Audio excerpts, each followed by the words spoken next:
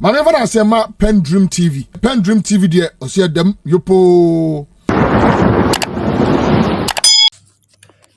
Jonnie Hughes our 3FM network media general group no nedin sembia betudwa na mepese before that e be kan wasem no be subscribe to your channel no PENDREAM TV. Now I click a bell and so said the news to also sabe to me I can wait in them. Aha, boy pa. Na December na Jonnie Hughes ababonti abeka mahama no acceptance speech nim okaso oba banking sector aban we bet now so collapse unjustifiably at muse banks ni bi oha na nka omun deserve se ye begu no nenso aban fa kwan bia so egu na kufia mo abin UT bank esi okofa investors nyina by sen komo mu be invest on the bank and then so Bank of Ghana actually come on so munye interested, so they were more interested in collapsing banks than helping them to work again to maintain people's work. Inti almost share that boapaye no mudi go banks amount for hero majuma na mama se oba reinstall. Then na Jonnie Hughes our 3FM TV3 abeka say it means people aban we mu abimu mo share that so mo collapse bank sanko for no say cause financial loss to the state inti say ye bring you to book no mo be nsem bia no empo say court na de ombekọ say de omukọ no mo yi nsem bia no for what causing financial loss to the state. Because everybody says everything is dependent on transport, then other commodities need to go down as well. But this morning, I also want to remind you that the government of the Republic of Ghana and the presidency have not given you the response from Al Jazeera on the gold mafia. I also want to remind you that the children are being starved in the schools because school feeding caterers are on strike. It tells you where as a nation we put our priorities. We come and scream and shout and say we are fighting corruption and everything. Then when allegations of corruption are made against that, the responses are put out there, we send people to come and correct English with English. So Al Jazeera response is not out there, and the school feeding children are also home. But on Monday, former President John Dramani Mahama, who is the NDC's latest flag bearer elect, made a certain comment about the collapsed banks, or the banking sector cleanup, as the government likes to call it. So there's already a division of ideas. One party says it is collapsed banks, the other one says it is the cleanup of the banking sector, and there's been a blame game that Ponchin Tokwa has been going on and on.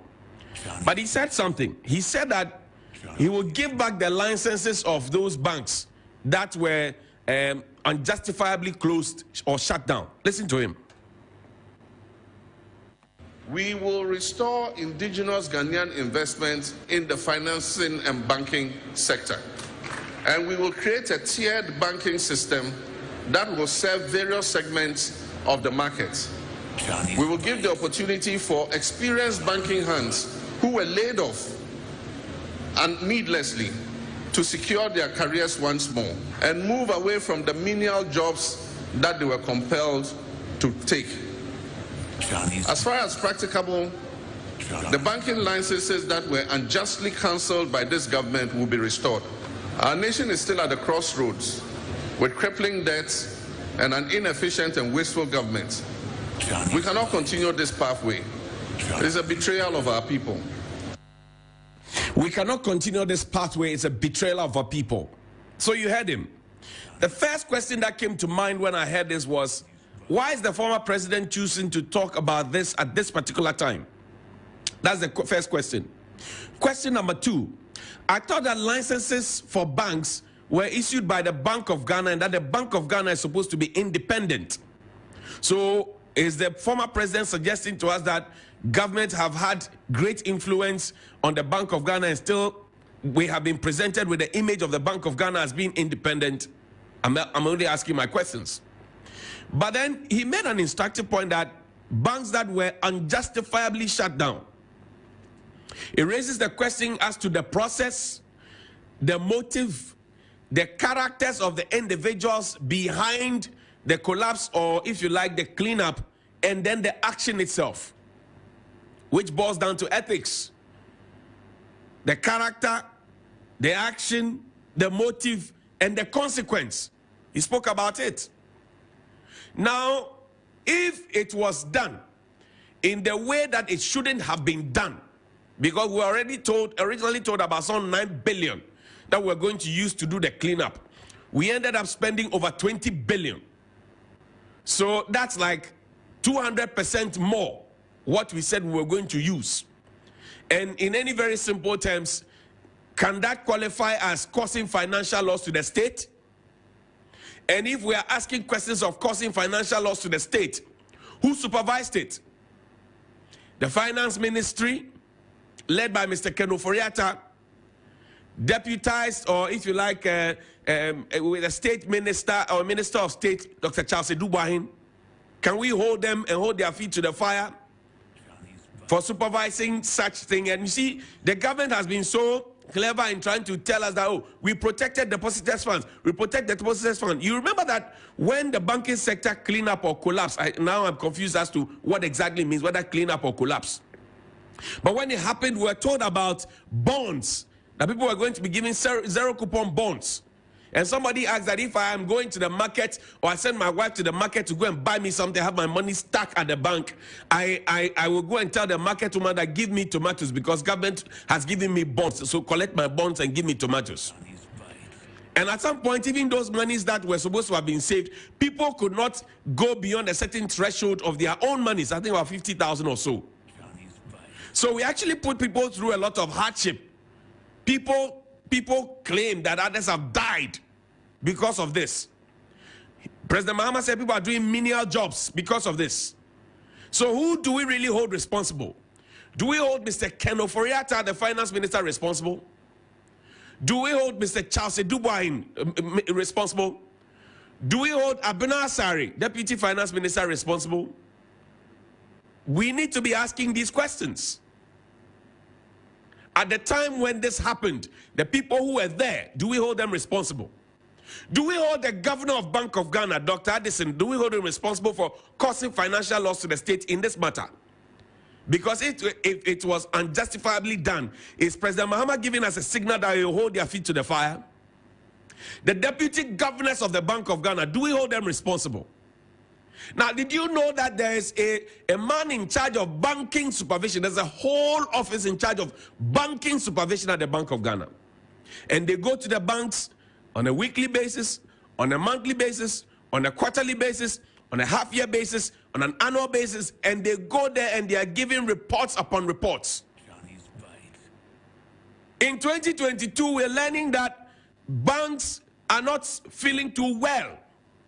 And Joe Jackson has been talking about it, that look, it is because of the domestic debt exchange program, again brought upon us by reckless economic management and also under the supervision of Mr. Ofori-Attah.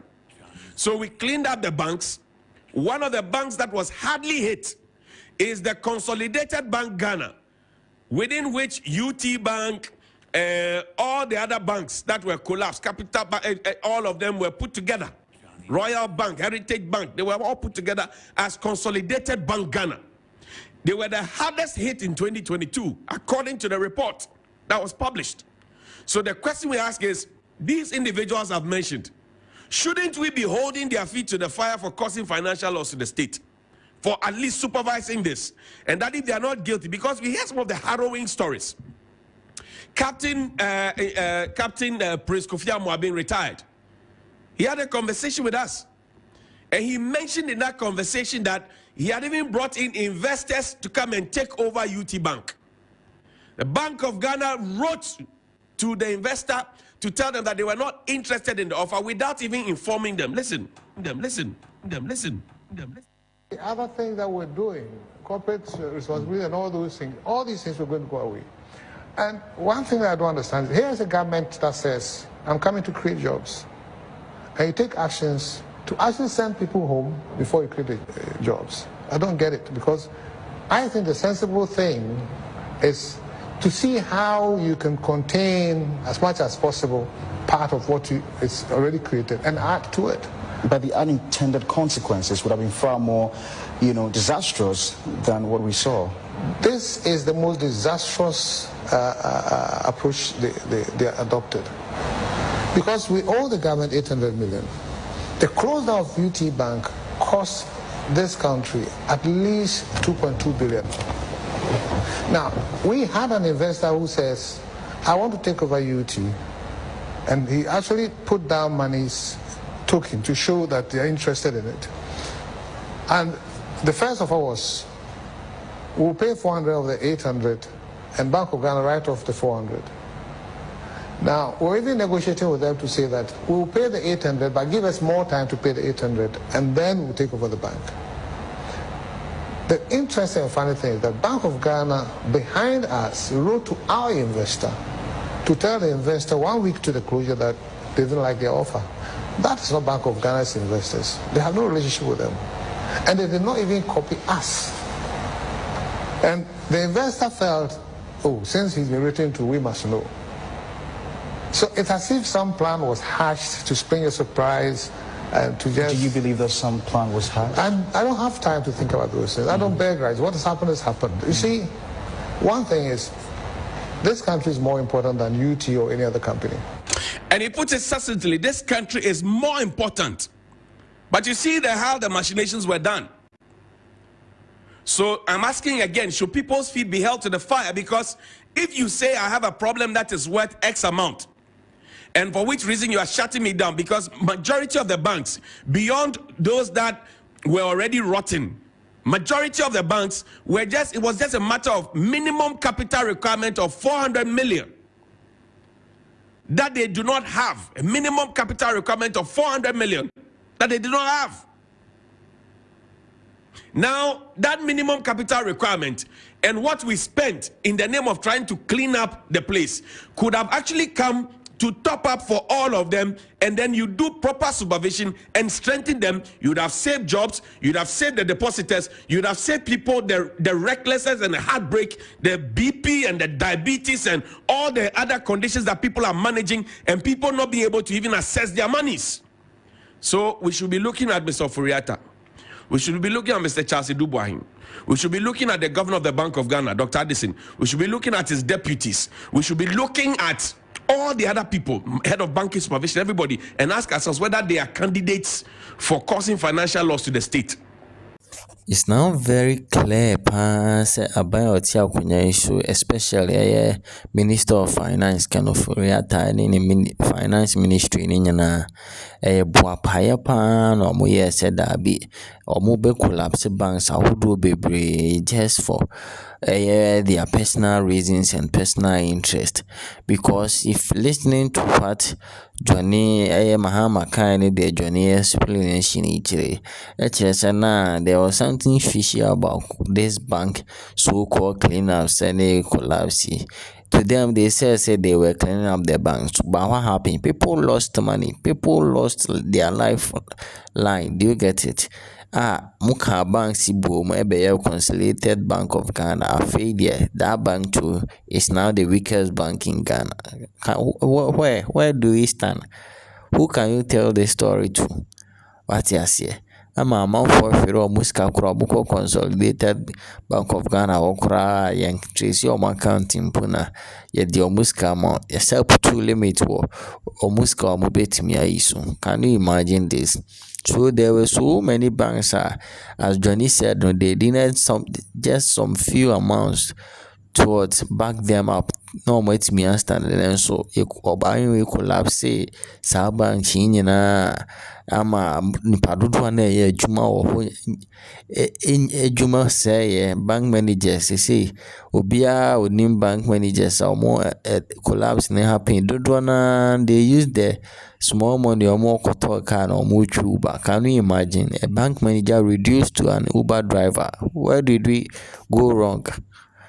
Do you get it? So as Jonnie is saying, people needs to pay for this. People intentionally cause financial harm to the state. You get it?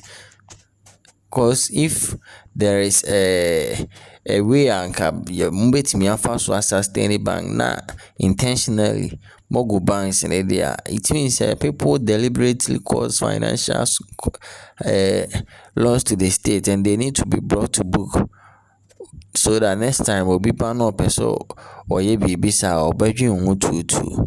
What you say? And someone like Kofi Amuabin UT Bank. Nanka obo amanfo marketers, SMEs, ano de market women, any small enterprises. This man plainly said per the video Jonnie played, say he had investors come and invest in bank. Nanka the workers this man had so many branches. Amount for year juma so government says that they are not interested in his investors or the investors. Who we are semi if not for personal reason bank na e form obi so obebo manage na say there be megu na me amahwe so why na be kan say me ya kire na obeje wadi ba Ghana na no because of some people's spiritual interest in the ebesia no when can say bebre mejo adwenture comment section.